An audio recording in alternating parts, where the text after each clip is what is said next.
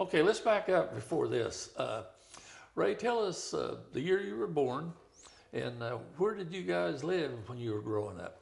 Well, I was born January 15th, 1950, and my folks and grandfolks owned the Twin Oaks Hotel. And my grandfather, Mabel and Ray Akin, Sr. So when it came time for my birth, and this is a story I was told over and over again, it's sort of a subtle joke. My mother had to go down the 14, 16 steps because they lived in the second floor.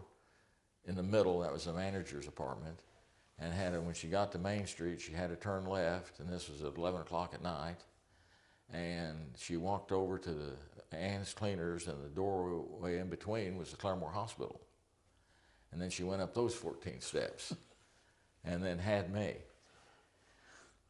Now that was all because my dad was at the Cardinal Lounge.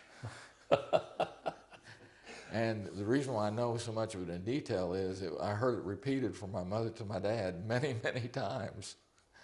That just wasn't a highlight of my dad's working with my mother. But so born on Main Street. So your mom was by herself doing all this? That's the point. You and her, exactly. Yeah. So yeah. Born on Main Street. Born on Main Street. Yeah, and shortly after that. And that was in 1950. Okay. January. And then shortly after that, they bought some property on Catalina, where I last had my plumbing shop, 511 North Lynn Riggs, which back then it was Catalina. Right. And I had one sister, 3 years older than I. So your house was where the shop is now? Yeah, and the address. We took that, and I just kept that address, Okay. All right. when we listed it. We didn't own the corner lot at that time. I purchased that later after we moved there from Don Hill.